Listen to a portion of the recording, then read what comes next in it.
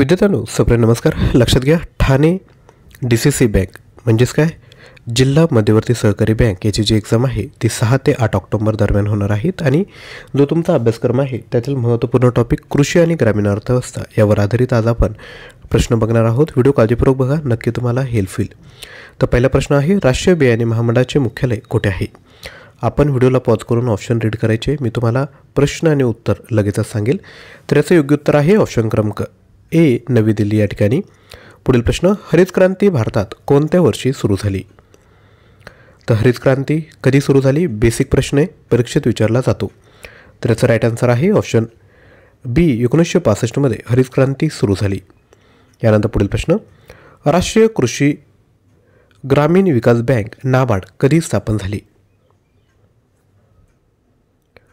जर आपल्याला उत्तर येत असेल तर आपण खाली कमेंट करू शकता. यावरून आपल्याला कळेल की आपला किती अभ्यास झाला आहे. याचा राईट आन्सर आहे ऑप्शन क्रमांक ए, 1982 ही जी बँक आहे ती स्थापन झाली. पुढील प्रश्न, राष्ट्रीय ग्रामीण पेयजल योजना कोणत्या नावाने ओळखली जाते? मागील ज्या एक्झाम झाल्या ना त्यातीलच हे प्रश्न विद्यार्थी मित्रांनो, त्यामुळे आपला किती अभ्यास झाला हे आपल्याला कळणार आहे. जर आपला अभ्यास झाला नसेल तर नक्की हे प्रश्न बघून घ्या, परीक्षेत फायदा होईल. राष्ट्रीय ग्रामीण पेयजल योजना ही विद्यार्थ्यांनो जल जीवन मिशन या नावाने ओळखली जाते. पुढील प्रश्न, भारतातील ग्रामीण जनगणना किती वर्षांनी केली जाते? सोपा प्रश्न आहे. तर भारतातील जी ग्रामीण जनगणना आहे तर ती दर 10 वर्षांनी केली जाते.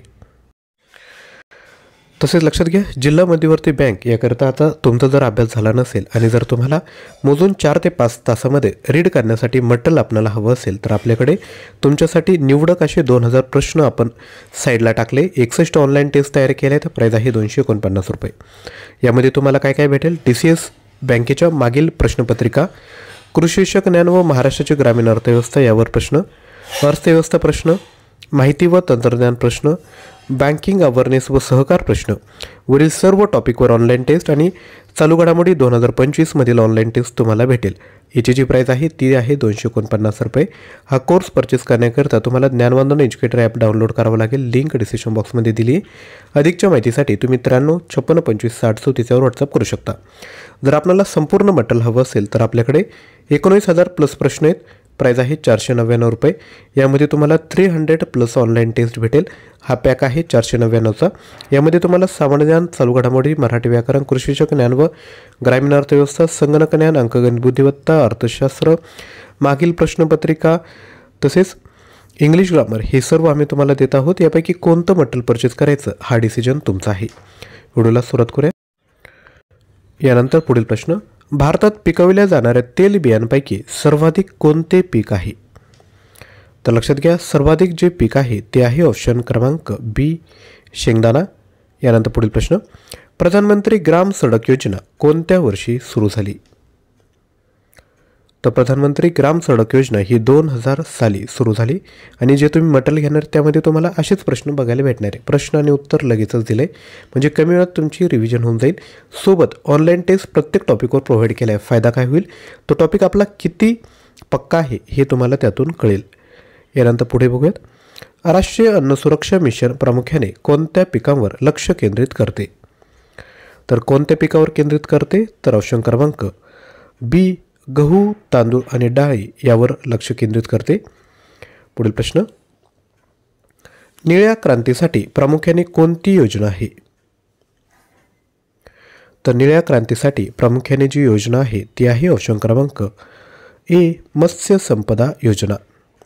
यानंतर पुढील प्रश्न, भारतातील पहिला कृषी विद्यापीठ कुठे स्थापन झाला? तर भारतातील पहिला कृषी विद्यापीठ जो आहे तो पंतनगर या ठिकाणी स्थापन झाला. यानंतर पुढील प्रश्न, राष्ट्रीय दुग्ध विकास बोर्ड कुठे आहे? तर राष्ट्रीय दुग्ध विकास बोर्ड हा ऑप्शन क्रमांक बी, आनंद, गुजरात या ठिकाणी आहे. पुढील प्रश्न बघण्यापूर्वी छोटीशी रिक्वेस्ट, व्हिडिओला लाईक केला नसेल तर एक लाईक विद्यार्थी मित्रांनो करायचं आहे. पुढील प्रश्न, प्रधानमंत्री फसल विमा योजना कोणत्या वर्षी सुरू झाली? तर ही सुरू झाली आहे 2016 मध्ये. पुढील प्रश्न, महाराष्ट्रात सर्वाधिक कापूस उत्पादन कोणत्या भागात होते? तर महाराष्ट्रात सर्वाधिक कापूस उत्पादन हे विदर्भात होते. पुढील प्रश्न, राष्ट्रीय कृषी विकास योजना कोणत्या पंचवार्षिक योजनेत सुरू झाली? तर ही सुरू झाली आहे ऑप्शन क्रमांक बी 11वी योजनेत. पुढील प्रश्न, भारतातील कृषी क्षेत्रात किती टक्के लोकसंख्या कार्यरत आहे? तर ती कार्यरत आहे सुमारे 55%. पुढील प्रश्न, राष्ट्रीय ग्रामीण आजीविका मिशन याला महाराष्ट्रात कोणत्या नावाने ओळखले जाते? तर याला विद्यार्थी मित्रांनो उमेद या नावाने ओळखले जाते. पुढील प्रश्न, भारतातील सर्वाधिक दूध उत्पादनात करणारे राज्य कोणते? तर सर्वाधिक दूध उत्पादन करणारं जे राज्य आहे ते आहे उत्तर प्रदेश. पुढील प्रश्न, हरित क्रांतीत कोणत्या प्रकारच्या बियाणांचा वापर केला गेला? तर तो केला गेला उच्च उत्पादकता बियाणे. पुढील प्रश्न, महाराष्ट्रातील सर्वाधिक ऊस उत्पादक जिल्हा कोणता? तर तो आहे कोल्हापूर. पुढील प्रश्न, NSP निश्चित करण्याचे काम कोण करते? तर ते करते option B commission for agricultural cost and prices. पुढील प्रश्न, PM किसान योजनेत शेतकऱ्यांना किती आर्थिक मदत दिली जाते? तर सांगा, बेसिक प्रश्न आहे. असेच प्रश्न तुम्हाला परीक्षेत विद्यार्थी मित्रांनो बघायला भेटणार आहे. तर याचं जे राईट आन्सर आहे ते आहे ऑप्शन क्रमांक बी 6000 वर्षातून 3 हप्त्यात. पुढील प्रश्न, राष्ट्रीय ग्रामीण आरोग्य अभियान कोणत्या वर्षी सुरू झाले? तर हे सुरू झाले 2005 मध्ये. पुढील प्रश्न, जास्तीत जास्त डाळ उत्पादन कोणत्या राज्यात होते?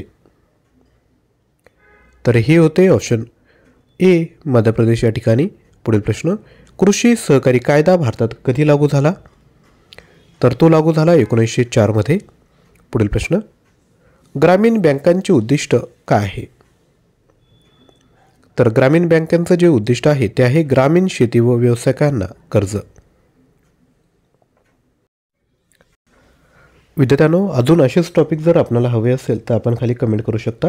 आणि लक्षात घ्या, ही जे तुमच्यासाठी 2000 प्रश्न बनवले ती तुमच्यासाठी नक्कीच संजीवनी ठरेल. कारण की शेवटच्या काळात विद्यार्थी मित्रांनो आधी किती अभ्यास केला यापेक्षा शेवटच्या काळात तुम्ही किती क्वालिटी क्वेश्चन वाचतात आणि जे प्रश्न वाचले ते तुम्हाला परीक्षेत येत आहेत का हे खूप महत्त्वाचं आहे. त्यामुळे परीक्षेत जे 90 प्रश्न आहेत 90 गुणांसाठी लक्षात घ्या, यातूनच तुम्हाला बरेचसे प्रश्न विचारलेले बघायला भेटेल. काही अडचण असेल, मटेरियलबद्दल अधिकची माहिती हवी असेल तर व्हॉट्सअप करा किंवा ॲप्लिकेशन डाउनलोड करून हा कोर्स परचेस करा. प्राईस फक्त 249 रुपीज आहे. तसेच जर तुम्हाला बाकी एक्झामसाठी तयारी करायची असेल तर हा पॅकेज घेऊन टाका. हा तुम्ही बाकीच्याही एक्झामसाठी नक्कीच यूज करू शकता. या दोन्ही कोर्सची व्हॅलिडिटी 1 वर्षांसाठी असेल. थँक्यू.